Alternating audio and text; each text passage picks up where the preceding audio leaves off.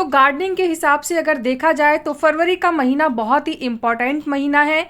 इसमें हमें अपने गार्डन में 4 ऐसे ज़रूरी काम कर लेने हैं जिससे आगे आने वाले महीनों में हमारी गार्डनिंग बेहद सरल और खूबसूरत हो जाए। तो हमें कौन कौन से काम करने हैं, कौन सी खाद देनी है, केयर में हमें किन किन चीज़ों का ध्यान रखना है, वो सभी आज मैं आपको इस वीडियो में बताने वाली हूँ। तो ध्यान से देखिएगा और फॉलो करिएगा, आपकी गार्डनिंग भी बेहद आसान हो जाएगी। तो चलिए फिर वीडियो को स्टार्ट करते हैं। हेलो एवरीवन, कैसे हैं आप सब लोग। लव फॉर गार्डनिंग में आप लोगों का बहुत बहुत स्वागत है। तो जो सबसे पहला काम हमें करना है वो है कटिंग प्रूनिंग। तो अगर आपके पास परमानेंट प्लांट हैं और इस समय वो डॉर्मेंसी में चल रहे थे, तो अब ये टाइम आ गया है उन्हें जगाने का।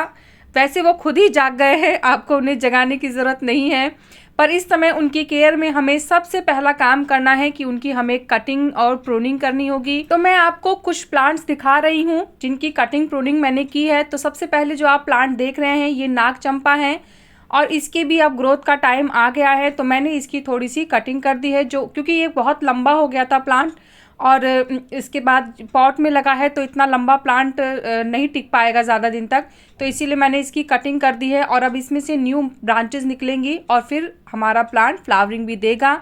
तो ये मेरा जो आप देख रहे हैं ये अलमंडा का प्लांट है और इसमें भी अब धीरे धीरे से ग्रोथ स्टार्ट होने वाली है, तो इसीलिए मैं इसकी भी कटिंग प्रूनिंग कर दे रही हूँ। और आपके पास और भी कोई जो परमानेंट प्लांट है, जैसे आपके पास हिबिस्किस है, मोगरा है या फिर गंधराज है, तो इस तरीके के जितने भी आपके पास परमानेंट प्लांट है आप इस समय उनकी कटिंग कर सकते हैं। ये कटिंग करने का बेस्ट टाइम है क्योंकि इस समय प्लांट की ग्रोथ बहुत ही अच्छे से होती है। मैं आपको दिखाती हूँ, मेरे पास एक्सोरा का भी प्लांट था और अभी 15 से 20 दिन पहले इसमें बहुत ही अच्छी फ्लावरिंग हो रही थी और अचानक इसने देखिए सारे पत्ते गिरा दिए हैं। तो आप लोगों का भी काफ़ी क्वेश्चन आ रहा था कि एक्सोरा के प्लांट ने सारी लीव्स गिरा दी हैं, क्या करें। तो बिल्कुल टेंशन मत लीजिए, ये एक नेचुरल प्रोसेस होता है और अब धीरे धीरे हमारा प्लांट अपनी ग्रोथ फिर से स्टार्ट कर देगा। तो आपको क्या करना है, बस जो पतली स्टेम्स हैं जो सूख गई हैं उन्हें आपको हटा देना है। प्लांट में कोई भी इस समय सूखी पत्ती, सूखी ब्रांच नहीं होनी चाहिए। आप कटिंग प्रूनिंग कर देंगे तो ग्रोथ अच्छे से स्टार्ट होने लगेगी। और हाँ, अगर हमारी मिट्टी पे सूखे पत्ते पड़े हों तो उन्हें भी समय समय पे हटाते रहिए, इससे फंगस नहीं होगा। फिर दूसरे नंबर पे आते हैं कि क्या करना है। जैसे आप ये देख रहे हैं इस समय ये गुलदाउदी का प्लांट है और आपके और भी विंटर प्लांट होंगे, तो क्या करना है, जो भी हमारे प्लांट की सूखे फूल हैं, सूखी पत्तियां हैं, उन्हें भी समय समय पे हटाते रहिए। गुलदाउदी के फूल अगर सूख गए हैं, प्लांट में अब और फ्लावर नहीं आएंगे, तो हमें इसको सेव करना है नेक्स्ट सीज़न के लिए। तो मैं सारे फूलों को हटा दे रही हूँ और उसके बाद मैंने इसे एज इट इज़ छोड़ दिया है। अब मैं इसमें समय समय पे थोड़ा थोड़ा पानी देती रहूँगी, बहुत ज़्यादा वाटर नहीं देना है और अब इसमें खाद भी देने की ज़रूरत नहीं है। महीने में एक बार आप चाहें तो कोई भी लिक्विड खाद आप इसको दे सकते हैं। इसके अलावा अब इस प्लांट को किसी भी खाद की ज़रूरत नहीं है। अब जैसे जैसे इसका फिर से सीज़न आएगा तो फिर से इसकी जो केयर करनी होगी वो मैं आपको बताऊंगी। तो ये काम आप अपने हर गुलदाउदी प्लांट में कर दीजिए क्योंकि अब गुलदाउदी में फूल नहीं आएंगे, तो हम इसे संभाल के रखेंगे नेक्स्ट सीज़न के लिए। तीसरा काम क्या करना है, इस समय आप किसी भी प्लांट की अगर कटिंग लगाना चाहते हैं तो ये बिल्कुल सही समय है प्लांट की कटिंग को लगाने का। आपको यहाँ पे जिस भी प्लांट की, मुझे लगता है गार्डनिंग में आई थिंक 80 to 90% ऐसे प्लांट होते हैं जो स्टेम से भी, कटिंग से भी ग्रो कर जाते हैं। तो आप इस समय किसी भी प्लांट की कटिंग लगा सकते हैं, बहुत ही अच्छे से ग्रो होती है। तो मैं यहाँ पे जो कटिंग लगा रही हूँ ये नाग चंपा की है, अभी आपके सामने ही मैंने इसको कट किया था और अब मैं इसको कटिंग के थ्रू लगा रही हूँ। तो इसकी भी जो अपडेट होगी वो मैं आगे वीडियो में आप लोगों के साथ शेयर करती रहूँगी। अगर आप चाहते हैं तो इस समय इंडोर प्लांट्स जो होते हैं उनकी भी कटिंग लगा सकते हैं, वो भी कटिंग के थ्रू बहुत अच्छे से मल्टीपल हो जाएंगे। प्लस अगर आप चाहें तो कुछ ऐसे भी प्लांट्स होते हैं जो रूट से ही डबल ट्रिबल होते हैं, बल्ब के थ्रू ग्रो होते हैं। ऐसे प्लांट्स में अक्सर क्या होता है कि बहुत सारे प्लांट्स निकल जाते हैं छोटे छोटे, तो आप चाहें तो इस समय उन्हें अलग भी सेपरेट भी कर सकते हैं। और रिपोर्टिंग के लिए भी ये मौसम बेस्ट टाइम है। तो अगर आपके प्लांट 1 साल से पुराने हो गए हैं या फिर आप चाहते हैं कि आप उनको रिपोर्ट कर दें या फिर रूट उनकी बाउंड हो चुकी है, तो ऐसे प्लांट्स को भी आप इस समय दूसरे पॉट में शिफ्ट कर सकते हैं या उनकी रिपोर्टिंग कर सकते हैं। ये टाइम में प्लांट की ग्रोथ 100% होती है और बहुत तेजी से होती है, तो इस समय को जाने ना दीजिए, ये बहुत अच्छा समय है, इसका फायदा उठाइए। कटिंग लगाने के बाद आपको बस ये ध्यान रखना है कि आप इसे डायरेक्ट सनलाइट में नहीं रखेंगे। आप ऐसी जगह रखिए जहां मॉर्निंग की 1 से 2 घंटे की सनलाइट इसे मिल जाए। कटिंग को सूखने नहीं देना है और जो मिट्टी का मॉइस्चर है उसे भी मेंटेन रखना होगा। ये देखिए, ये मेरे कुछ गेंदे के प्लांट हैं, तो मैंने इन्हें सीड से ग्रो किया था, तो अब ये काफ़ी बड़े हो गए हैं और अब मुझे इन्हें दूसरा पॉट देना है। तो मैंने सोचा ये मौसम बिल्कुल सही है, तो मैं इनकी रीपॉटिंग कर देती हूँ। तो जितने भी गेंदे के प्लांट थे, मैंने इनको किसी को एक प्लांट को ही 2 गमलों में लगा दिया है, किसी को दूसरे प्लांट में शिफ्ट कर दिया है।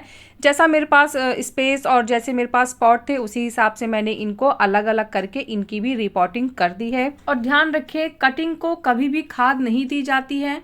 उसको कैसे ग्रो करना है उससे रिलेटेड वीडियो भी मैंने अब बहुत बार बना चुकी है, तो अगर आपको जानना है तो आप मेरे चैनल पे जाके देख सकते हैं।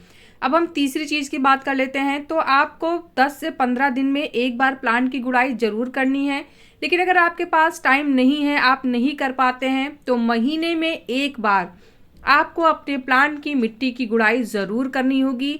ये भी जिस तरीके से हम अपने पौधों को खाद देते हैं, तो ये भी एक बहुत ज़रूरी केयर है हमारे प्लांट की ग्रोथ के लिए। चलिए अब खाद की बात कर लेते हैं। तो जब हम गुड़ाई कर लेंगे उसके बाद अब हमें इस मौसम में क्या खाद देनी है। तो अगर ग्रोथ के दृष्टिकोण से देखा जाए तो फरवरी में प्लांट की ग्रोथ बहुत अच्छी होती है, बहुत तेज़ी से होती है। तो इस ग्रोथ को और दुगना करने के लिए अगर आप कोई खाद देना चाहते हैं अपने प्लांट को, तो सरसों की खली का खाद सबसे अच्छा होता है। इसको किस तरीके से तैयार करते हैं और कैसे बनाना है, इससे रिलेटेड वीडियो अभी मैंने 2-3 दिन पहले ही अपलोड की है, तो अगर आप चाहें तो देख सकते हैं। ये खाद सस्ती भी होती है, इफ़ेक्टिव भी होती है और बहुत ही आसान होती है पौधों को देने के लिए। आपको बहुत झंझट करने की भी ज़रूरत नहीं है। बस इसको सिंपल मेथड होता है, कुछ दिन तक भिगा के रखना है, फिर डाइल्यूट करना है और प्लांट में दे देना है। तो इससे रिलेटेड वीडियो मैं ऑलरेडी बना चुकी हूँ। अगर आप कहेंगे तो मैं आई बटन पे लिंक लगा दूंगी, आप देख सकते हैं। उससे आपको आसानी से पता चल जाएगा कि इसे किस तरीके से देना है। तो ये खाद आप 15 से 20 दिन में एक बार अपने पौधे को दे सकते हैं।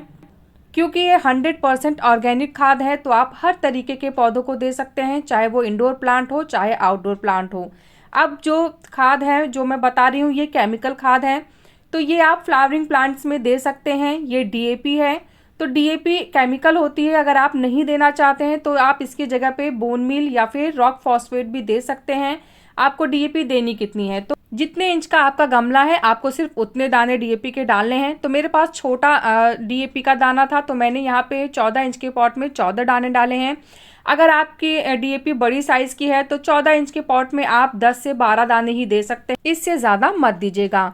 तो डीएपी आप महीने में सिर्फ एक बार दे सकते हैं, और जैसे ही अप्रैल का मौसम स्टार्ट होगा फिर उसके बाद आप डीएपी मत दीजिएगा, क्योंकि फिर गर्मियाँ स्टार्ट हो जाएंगी और गर्मियों में केमिकल खाद नहीं देना चाहिए, हमारे पौधे को नुकसान देता है।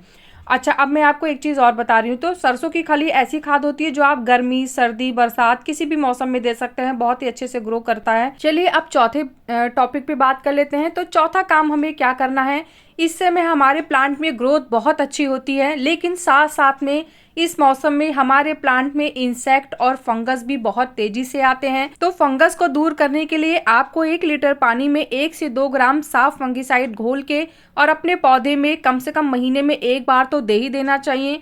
आप चाहें तो इसका स्प्रे भी अपने प्लांट पे कर सकते हैं। और इंसेक्ट के लिए आप इंसेक्टिसाइड का प्रयोग करें। इंसेक्टिसाइड मैंने होममेड भी बहुत सारे तैयार किए हैं, तो अगर आप चाहें तो कोई होममेड इंसेक्टिसाइड यूज़ कर सकते हैं। नहीं तो अगर आपके पास होममेड नहीं है, आप नहीं बना सकते, तो आप मार्केट से भी बहुत अच्छे अच्छे इंसेक्टिसाइड मिलते हैं। किसी भी नर्सरी के शॉप पे जाके एक अच्छा इंसेक्टिसाइड लाइए और हफ्ते से 10 दिन में एक बार अपने प्लांट पे स्प्रे कर दीजिए अगर प्रॉब्लम चल रही है। और अगर प्रॉब्लम नहीं है, आप सिर्फ प्रोटेक्शन के लिए यूज़ कर रहे हैं, तो आप 15 दिन में एक बार एक अच्छा इंसेक्टिसाइड अपने प्लांट के ऊपर ज़रूर स्प्रे करें। इससे प्लांट की हेल्थ बहुत ही अच्छी बनी रहेगी। तो ये कुछ ज़रूरी काम थे जो आपको फरवरी में कर लेने हैं। इससे आपके प्लांट की ग्रोथ अच्छी बनी रहेगी। और गर्मियों में जो हमारे परमानेंट प्लांट है जिनकी ग्रोथ का टाइम अब आ रहा है, वो भी अपनी ग्रोथ अच्छे से करने लगेंगे। तो सारी इन्फॉर्मेशन दे दी है, लेकिन इसके बाद भी अगर कोई क्वेश्चन, कोई कन्फ्यूज़न आपके माइंड में है तो आप कमेंट करिएगा, मैं आपके कमेंट का ज़रूर रिप्लाई करूँगी। तो कैसा लगा मेरा आज का ये वीडियो, मुझे ज़रूर बताइएगा।